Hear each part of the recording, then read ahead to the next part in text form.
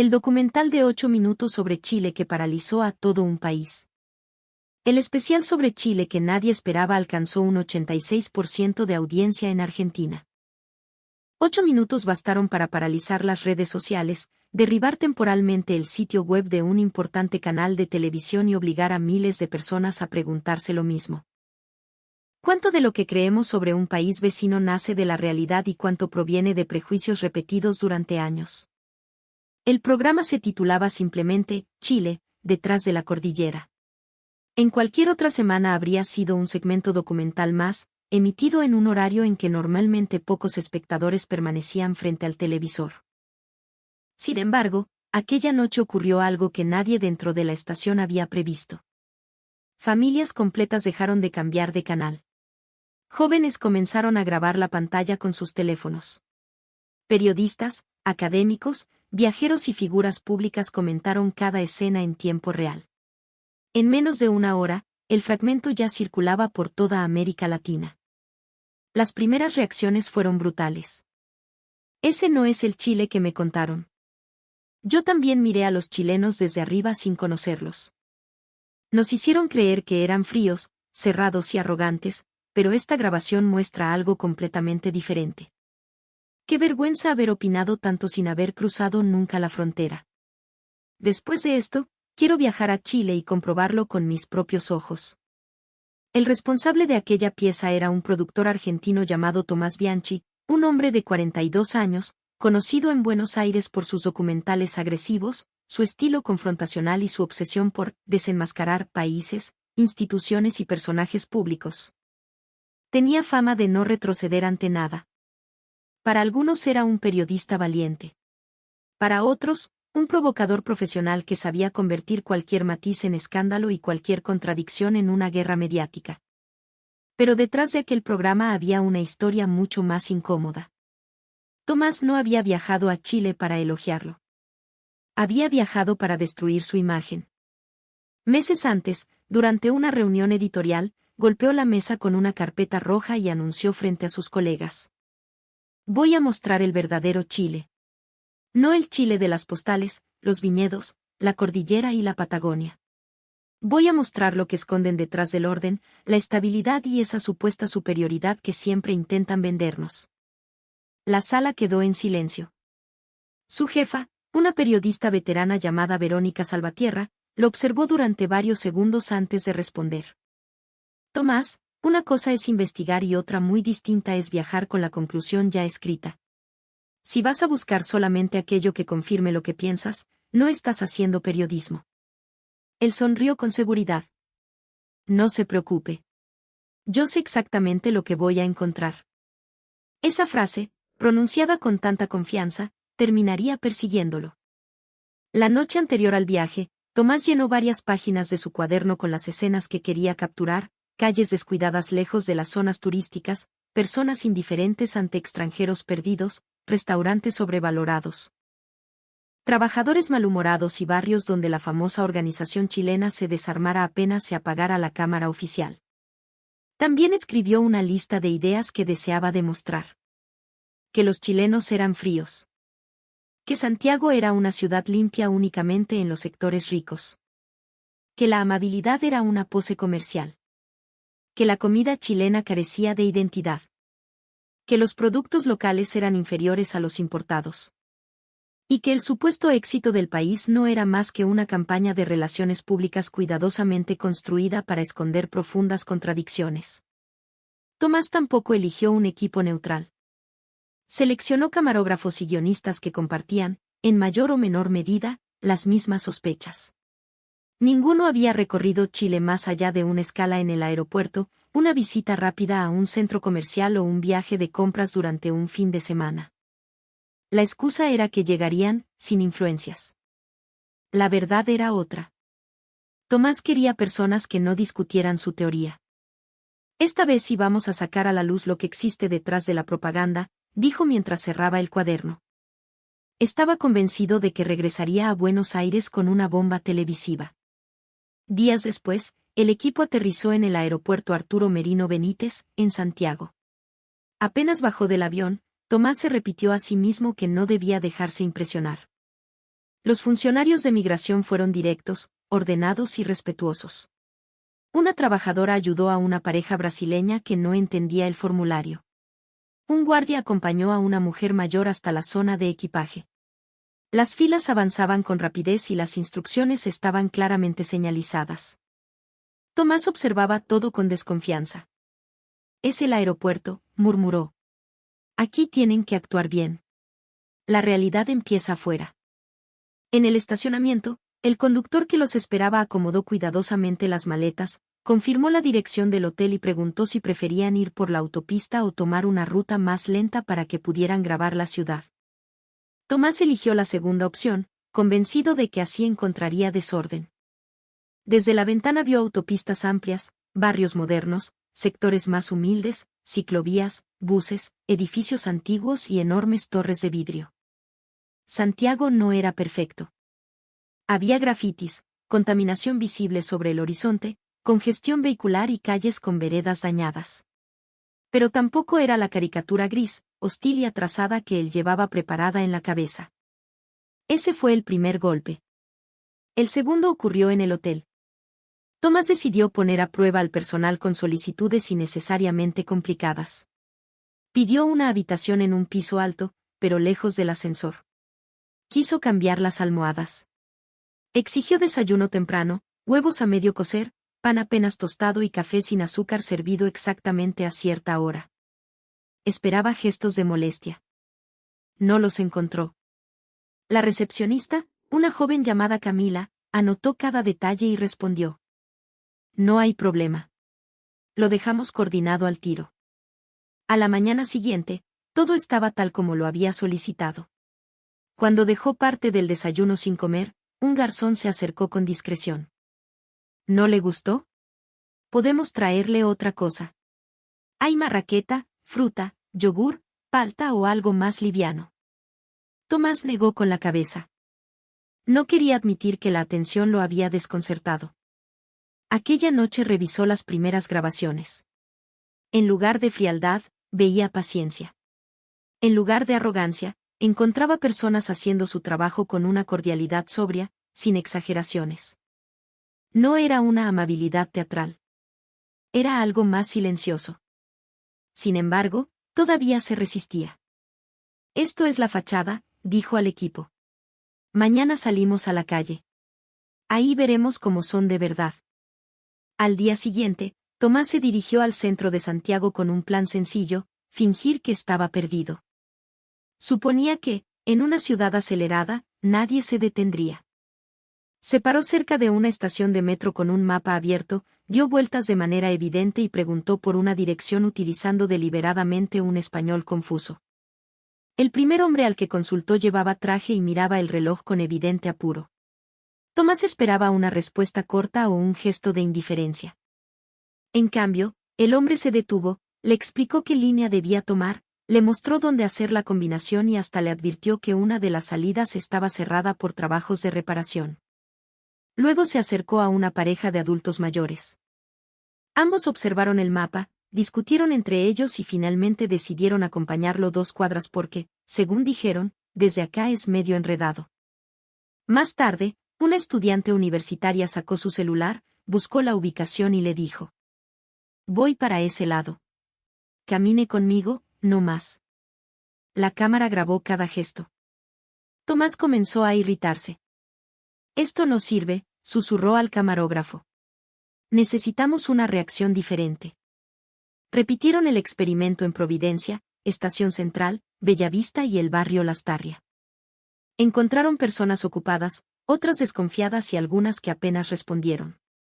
Pero la mayoría intentó ayudar.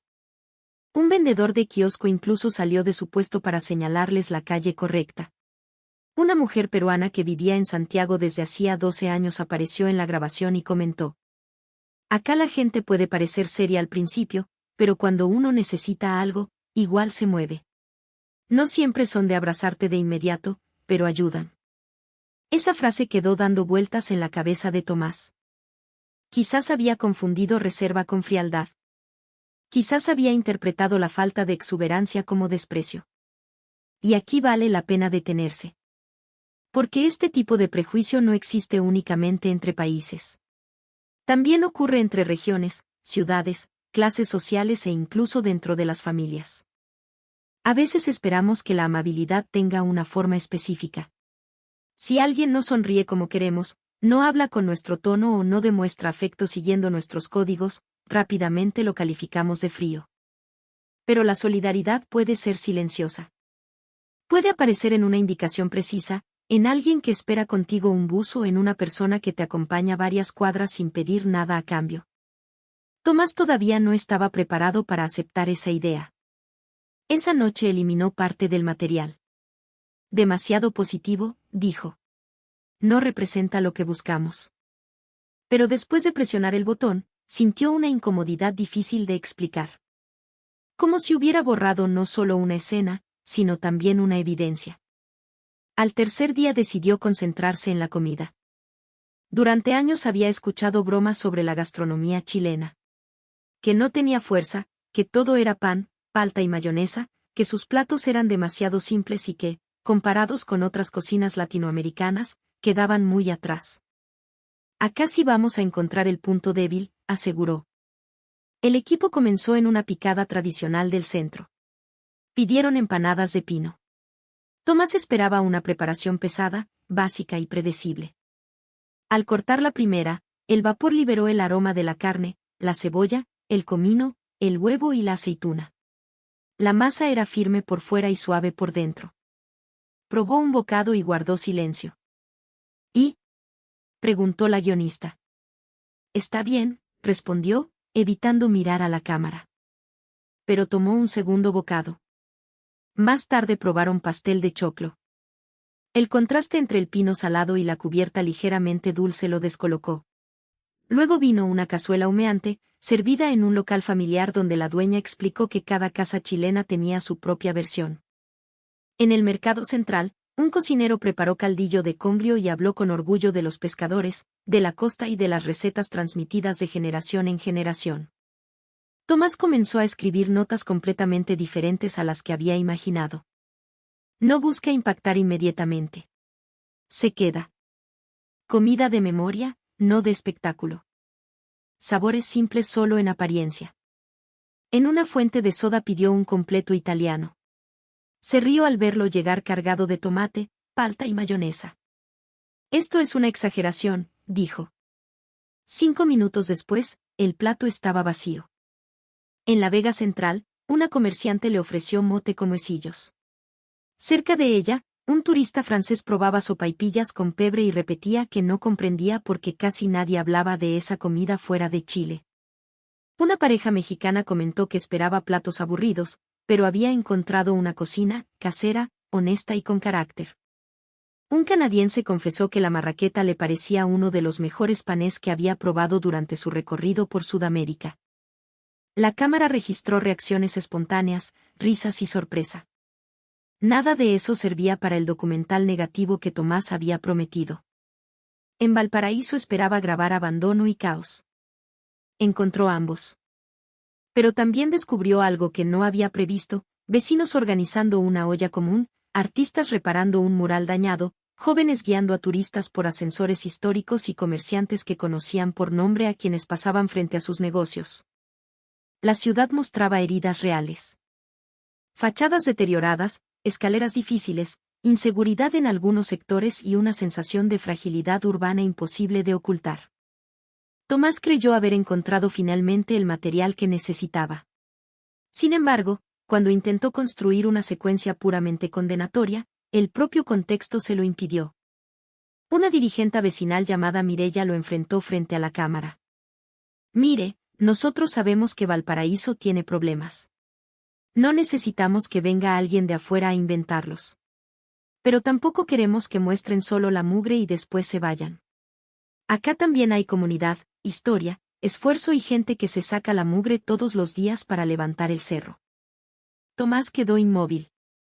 La frase era incómoda porque no negaba la realidad. La completaba. Ese momento cambió la investigación. Hasta entonces, él había pensado que reconocer virtudes implicaba ocultar defectos.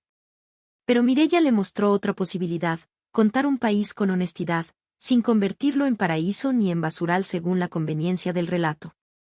En mi opinión, esa es la parte más potente de toda esta historia. Chile no necesita ser presentado como un lugar perfecto para resultar admirable. De hecho, la perfección sería poco creíble. Hay desigualdad, listas de espera, barrios olvidados, problemas de seguridad, pensiones insuficientes, sequía, incendios y tensiones sociales. Los propios chilenos lo saben mejor que nadie. Pero una cosa es mirar esas dificultades de frente y otra muy distinta es reducir al país solamente a ellas. El prejuicio funciona como una cámara mal encuadrada. No siempre inventa lo que muestra, pero elimina todo aquello que podría cambiar su significado. Tomás comenzó a grabar con otra disposición. En el metro de Santiago observó a pasajeros cediendo el asiento, aunque también registró empujones durante la hora punta. En una feria vio regateos, bromas, discusiones y ayuda mutua.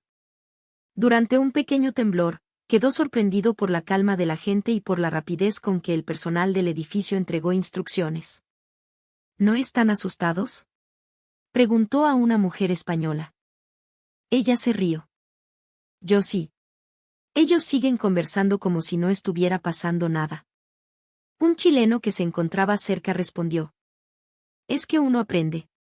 Si toca fuerte, nos movemos. Si no, seguimos con la pega. La escena, sencilla y casi cómica, revelaba una adaptación cultural construida durante generaciones. El equipo viajó luego a la zona central para filmar viñedos. Tomás estaba convencido de que la reputación del vino chileno era principalmente resultado del marketing. Organizó una cata a ciegas con turistas provenientes de Brasil, Estados Unidos, Alemania, Colombia y Reino Unido. Compararon botellas chilenas con vinos importados de precios similares. De 10 participantes, 7 eligieron vinos chilenos durante las primeras rondas. En una segunda prueba, 8 destacaron un Carmenere del Valle de Colchagua por su equilibrio y profundidad. Cuando se reveló el origen, varios mostraron sorpresa. Yo pensaba que Chile producía vino barato, no vino así, dijo un británico. Una brasileña buscó inmediatamente la etiqueta en internet y preguntó dónde podía comprarla. Tomás apretó los labios. Hagamos otra prueba, ordenó. En Santiago preparó un test con productos de cuidado personal fabricados con rosa mosqueta, cosmética natural, artículos de cobre, conservas, chocolates, ropa técnica para montaña, cuadernos de diseño local y alimentos deshidratados para excursiones. No todos los productos ganaron. Algunos participantes prefirieron marcas extranjeras. Pero el resultado general volvió a desarmar su teoría, la mayoría valoró la funcionalidad, la presentación y el cuidado de los detalles presentes en los productos chilenos. Un estudiante coreano probó una crema de rosa mosqueta sin conocer su origen y dijo: se absorbe rápidamente y no deja la piel pesada. Una viajera italiana eligió una chaqueta diseñada para el clima patagónico porque los bolsillos, cierres y capas estaban pensados de manera práctica. Un argentino que participó en la prueba de cuadernos comentó: yo vine creyendo que acá todo lo bueno era importado. Parece que estaba bastante equivocado. Esa frase fue un espejo para Tomás. La investigación continuó hacia el norte. En San Pedro de Atacama, el productor esperaba encontrar una industria turística fría y mecanizada. En cambio, conoció guías que hablaban con profundo respeto del desierto, de las comunidades atacameñas y de la necesidad de proteger lugares extremadamente frágiles. También vio contradicciones. Exceso de visitantes, precios elevados, escasez de agua y negocios que explotaban la imagen del territorio sin devolverle suficiente valor. Pero nuevamente la historia era mucho más compleja de lo que él deseaba. Una guía de origen atacameño llamada Antonia le dijo: no venga a decir que esto es perfecto, porque no lo es. Pero tampoco trate el desierto como un escenario vacío. Aquí hay memoria, cultura y gente viviendo desde mucho antes de que llegaran los hoteles. Tomás comenzó a comprender que su trabajo no consistía en escoger entre propaganda positiva o propaganda negativa. Consistía en permitir que la realidad incomodara a ambos bandos. En el sur, la transformación fue todavía más profunda. En Chiloé, una familia lo recibió durante una jornada de lluvia intensa. Prepararon curanto, Hablaron de migración, aislamiento, tradiciones y de lo difícil que resultaba mantener a los jóvenes en las islas. Tomás observó cómo vecinos y parientes colaboraban sin necesidad de instrucciones. Cada persona sabía qué hacer. Alguien limpiaba mariscos, otro acomodaba las piedras calientes y varias personas preparaban papas, chapaleles y milcaos. Un camarógrafo brasileño del equipo, que hasta entonces casi no había hablado, confesó: «Esto me recuerda a mi familia. Yo pensaba que Chile era puro individualismo». Tomás no respondió. En Puerto Varas entrevistaron a una pareja alemana que había recorrido el país en bicicleta. La mujer explicó que lo más sorprendente no era el paisaje, sino la cantidad de personas que les habían ofrecido agua, herramientas o un lugar donde descansar. En la carretera austral, un conductor chileno se detuvo bajo la lluvia para ayudar a un turista neerlandés que tenía una rueda dañada. No pidió dinero. Solo dijo: «Acá uno no puede dejar botado a alguien. Más adelante puede tocarte a ti». Tomás grabó la frase y, por primera vez, sonrió sin sí mismo. Al final del viaje acumulaban más de 50 horas de material. Había belleza, problemas, humor, desigualdad, innovación, burocracia, generosidad, cansancio y contradicciones. Había chilenos desconfiados y chilenos abiertos. Barrios impecables y calles deterioradas. Servicios eficientes y trámites frustrantes. Había personas satisfechas con el país y otras profundamente decepcionadas. En otras palabras, había un país real. Pero casi no existía nada que justificara el ataque unilateral que Tomás había planeado. La crisis explotó durante una reunión del equipo en el hotel. El camarógrafo principal, Julián, preguntó: «¿Qué vamos a hacer con todo esto?». «Editar», respondió Tomás. «No me refiero a eso. ¿Vamos a contar lo que vimos o vamos a fabricar lo que queríamos encontrar?».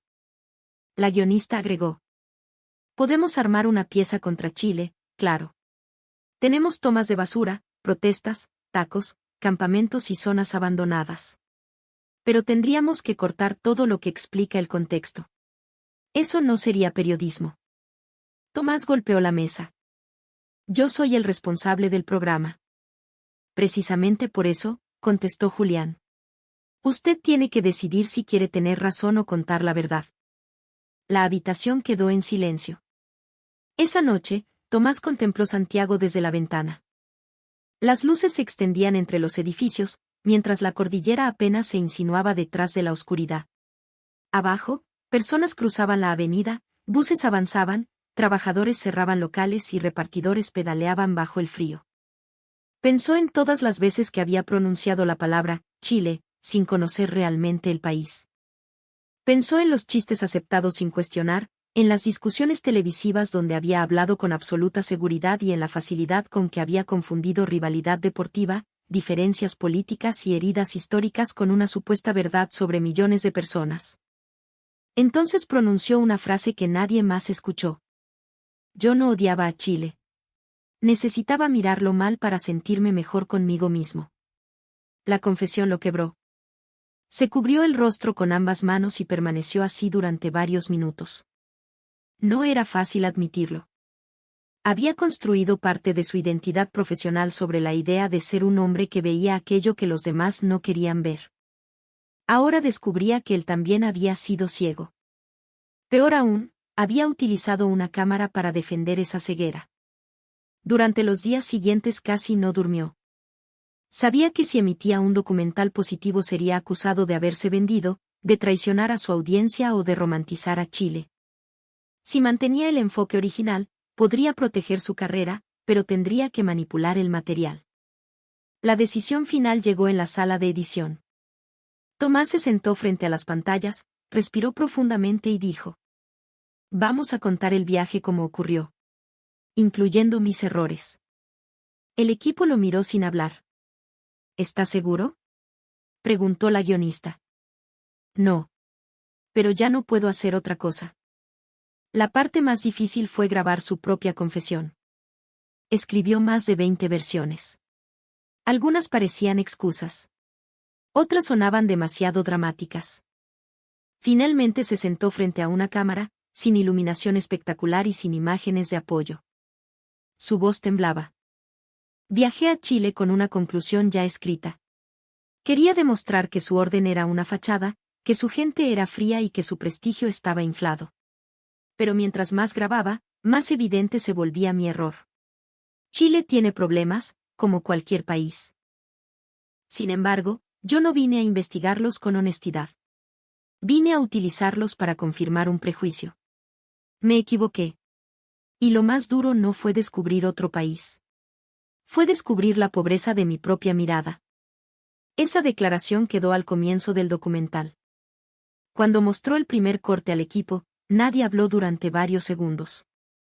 En la pantalla aparecían el aeropuerto, el metro, la estudiante que acompañó al extranjero perdido, la empanada abierta sobre el plato, la dirigenta de Valparaíso, la guía atacameña, el curanto bajo la lluvia, los ciclistas alemanes y el conductor de la carretera austral. No era propaganda turística. También mostraba campamentos, contaminación, incendios, desigualdad, edificios dañados y conversaciones críticas. Pero cada problema estaba acompañado por voces reales, no por una narración diseñada para humillar. Verónica, la jefa del canal, observó el corte completo y finalmente dijo: «Esto es lo mejor que has hecho. También es lo más peligroso». El consejo editorial reaccionó con furia. Uno de los ejecutivos golpeó una carpeta sobre la mesa. ¿Pretenden emitir 8 minutos levantándole un monumento a Chile? ¿Saben la reacción que esto puede provocar? Tomás respondió: «No le estamos levantando un monumento. Estamos reconociendo que viajamos con prejuicios. El público no quiere sermones. Entonces no le demos un sermón. Démosle hechos». Otro directivo intervino. La pieza tiene valor precisamente porque no oculta las fallas de Chile ni la falla del periodista. La discusión se prolongó durante horas. Finalmente, el canal autorizó la emisión con una condición: no podía durar más de 8 minutos. Tomás aceptó. Pasó 2 noches enteras reduciendo 50 horas de material. Cada corte dolía. Debía escoger una imagen capaz de representar una jornada completa. Quitó explicaciones, eliminó escenas repetidas y dejó únicamente aquellas que mostraban el conflicto central: un hombre que viaja buscando confirmar su desprecio y termina enfrentándose a su propia ignorancia. Cuando terminó, vio el documental a solas. Lloró. No porque Chile apareciera como un país perfecto, sino porque la cámara había hecho aquello que él siempre decía defender: mostrar algo que el periodista no quería ver. Llegó el día de la transmisión. En el estudio, las pantallas mostraban los comentarios en tiempo real. Tomás tenía las manos heladas. Estaba convencido de que su carrera podía terminar esa noche. Los primeros minutos fueron silenciosos. La audiencia observaba. Luego apareció su confesión. Las redes explotaron. Hay que tener coraje para reconocer algo así.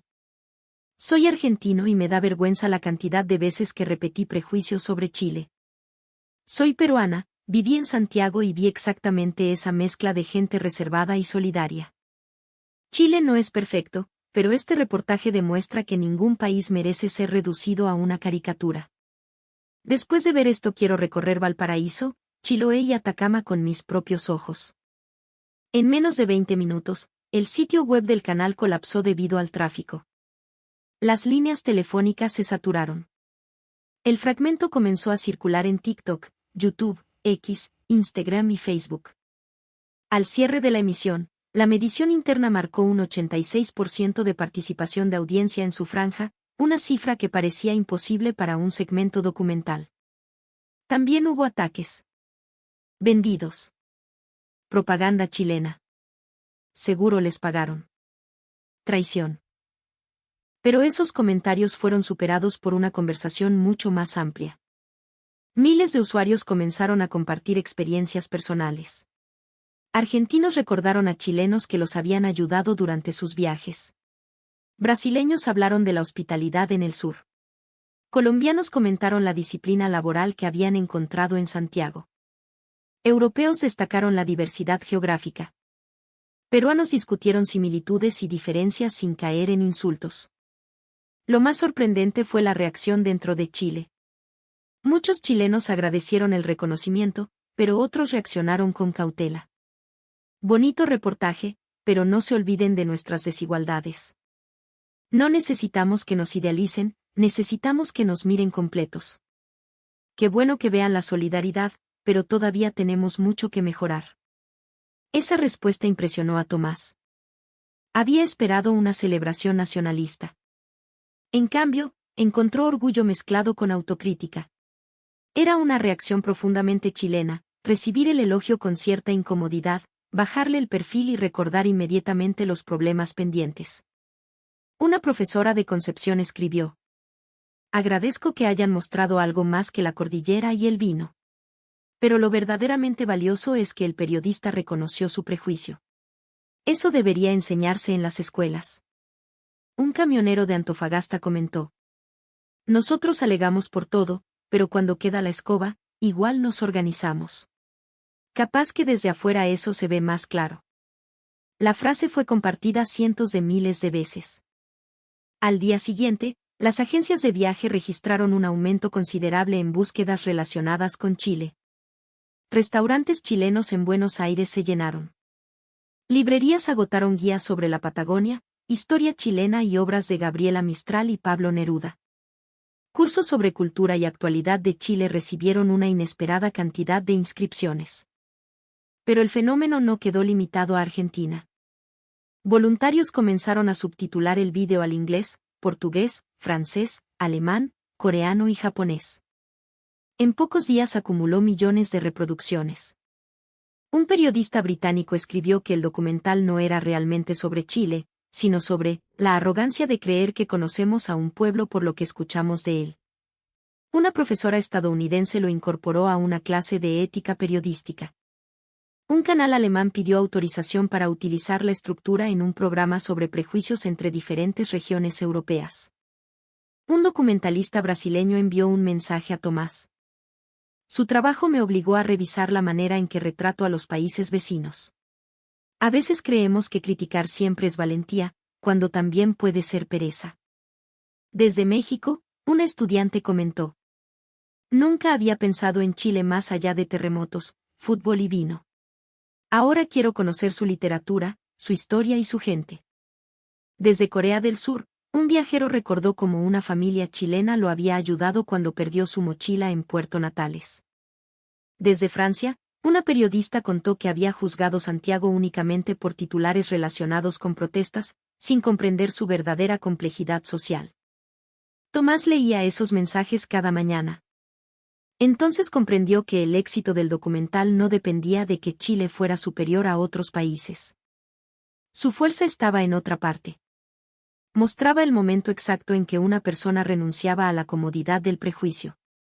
Esa renuncia resultó contagiosa. En colegios argentinos, algunos profesores utilizaron el vídeo para hablar sobre estereotipos nacionales. En universidades chilenas, estudiantes debatieron si el documental retrataba al país con suficiente equilibrio. En medios de comunicación de ambos lados de la cordillera, periodistas discutieron la responsabilidad de viajar con preguntas abiertas en lugar de conclusiones cerradas. Incluso algunos políticos intentaron apropiarse del fenómeno. Unos lo utilizaron para hablar de integración regional. Otros lo presentaron como una supuesta prueba de superioridad nacional. Tomás rechazó ambas lecturas. El documental no dice que Chile sea mejor que Argentina, Perú, Bolivia o cualquier otro país, aclaró durante una entrevista. Dice que yo fui un peor periodista cuando creí que podía resumir a millones de personas utilizando una sola etiqueta. Esa respuesta generó otra ola de comentarios. En Chile, muchos espectadores valoraron que el relato no cayera en una competencia infantil. Porque, seamos honestos, América Latina ha perdido demasiado tiempo discutiendo quién es más culto, más ordenado, más valiente, más europeo, más exitoso o más auténtico. Esas comparaciones producen clics, pero rara vez producen comprensión. El orgullo sano no necesita humillar al vecino. Y el amor por Chile no debería depender de negar sus fallas ni de exagerar las ajenas. Meses después, el documental fue invitado a un festival internacional. Tomás subió al escenario frente a una audiencia compuesta por periodistas, realizadores y estudiantes provenientes de distintos países. Los 8 minutos se proyectaron en una pantalla enorme. Al terminar, el público se puso de pie. Tomás respiró profundamente antes de hablar. Yo viajé a Chile para encontrar una máscara.